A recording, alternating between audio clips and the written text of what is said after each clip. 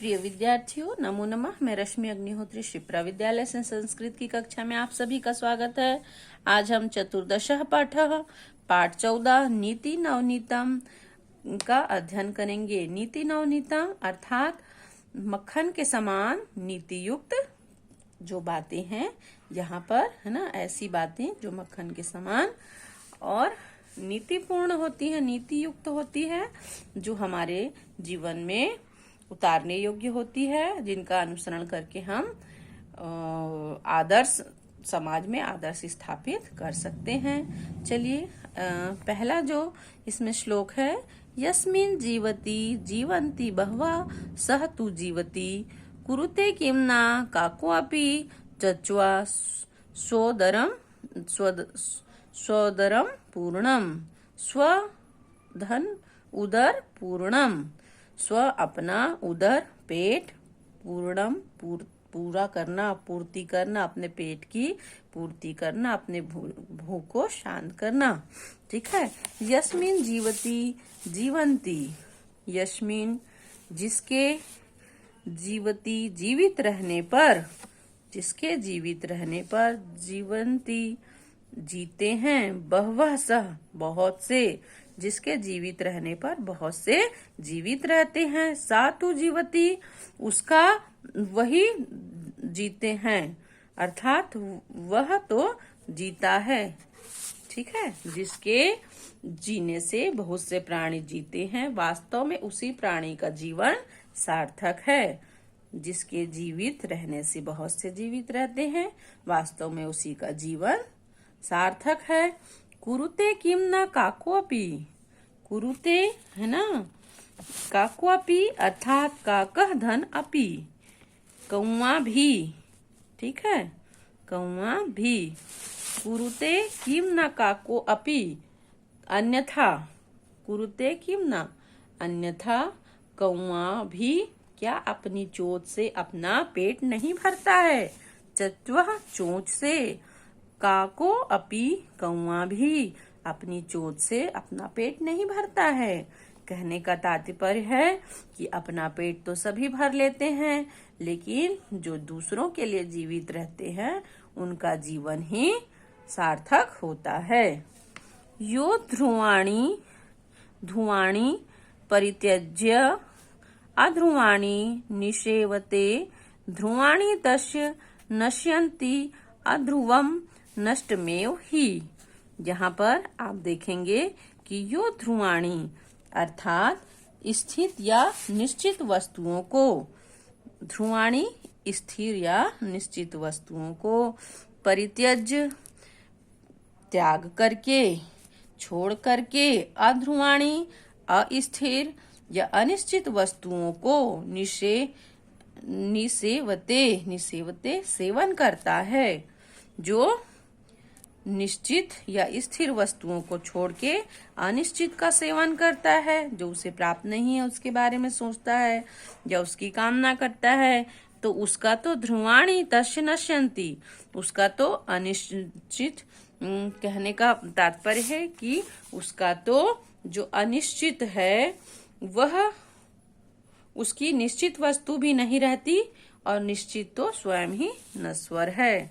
उसकी तस्य नश्यति निश्चित, ध्रुवाणी निश्चित वस्तु नष्ट हो जाती है और अनिश्चित तो अपने आप ही नष्ट रहती है। ठीक है। अध्रुवम यानी अनिश्चित, ध्रुवाणी निश्चित, नष्ट में पहले से ही नष्ट है। ठीक है। जो प्राप्ति को छोड़कर अप्राप्त के पीछे भागते हैं उनका प्राप्त भी नष्ट हो जाता है और अप्राप्त तो पहले से ही नष्ट होता है। ठीक है। तो जो है उसको संभाल कर हमको रखना चाहिए। फिर है जननी जन्मभूमिश्च जहान्वी च जनार्दनः जनकः पंचमश्चैव जकारः पंच दुर्लभः। जननी माता, जन्मभूमिश्च जन्मभूमि, जहान्वी च जनार्दन, जहान्वी गंगा और जनार्दन अर्थात ईश्वर, है ना, परमात्मा। तो यहाँ पर आप देखेंगे कि माता, जन्मभूमि, गंगा जी, ईश्वर और पिता, जनकः अर्थात पिता। पंच, पंच अर्थात पांच। पंच, पंचमश्चैव, यह पांचों क्या हैं? पांचों ज अक्षर से शुरू होते हैं। जकारः अर्थात ज अक्षर से शुरू होने वाले पंच दुर्लभ, पांचों दुर्लभ हैं।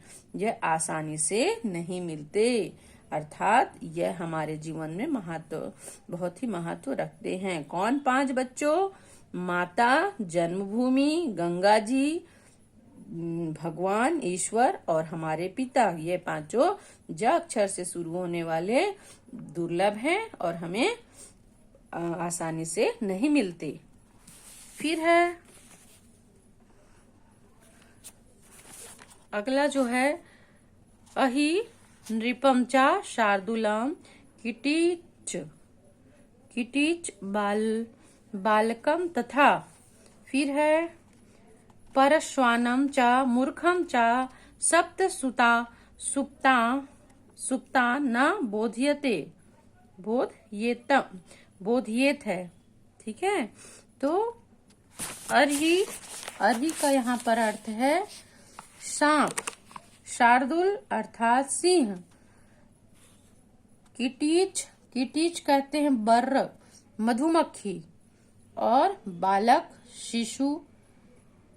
फिर है यहाँ पर परश्वानम का अर्थ है दूसरे का कुत्ता।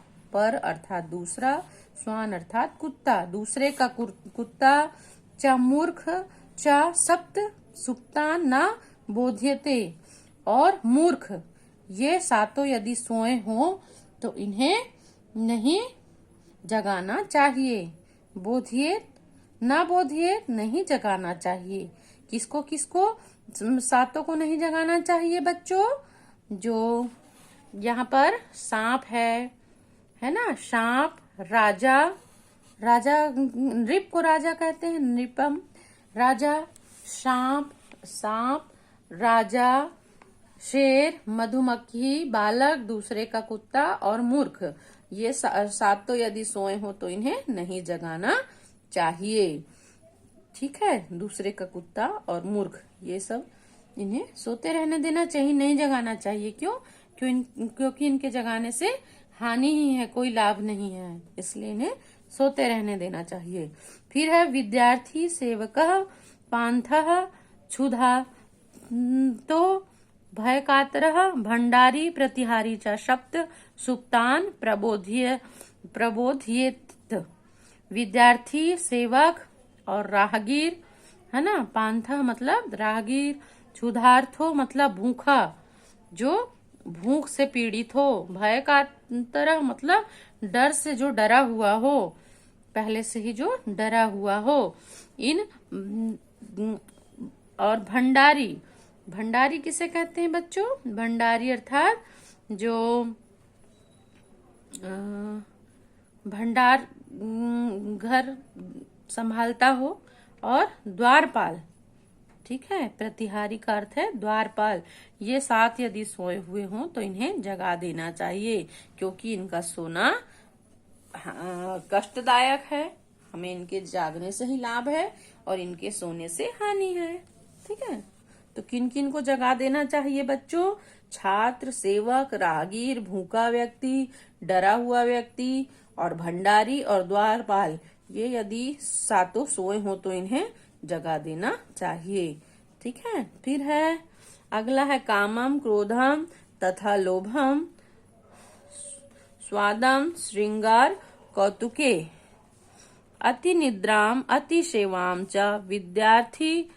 विद्यार्थी हास्ट वर्जते। यहाँ पर कहा गया है कि काम, क्रोध, लोभ, स्वाद, श्रृंगार, कौतुके। ठीक है, छठवा वाला है कि श्रृंगार अर्थात सजना, कौतुक अर्थात खेल, कौतुक का अर्थ यहाँ पर खेल है। अति सेवा यानी अति आनंद। तो इस तरह से यहाँ पर कहा जा रहा है कि कृपया काम, क्रोध, लोभ, मद, स्वाद और सजना, अधिक नींद और ज्यादा सेवा, ये सभी आठों विद्याध्ययन के शत्रु हैं।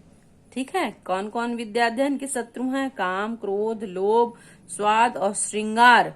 और यह सब श्रृंगार, अधिक संवरना, अधिक नींद और ज्यादा सेवा, ये आठों विद्या अध्ययन के शत्रु हैं। अतः विद्यार्थी को इन्हें त्याग देना चाहिए। विद्यार्थी को इन्हें त्याग देना चाहिए। फिर आगे बच्चों अगले पार्ट में। धन्यवाद।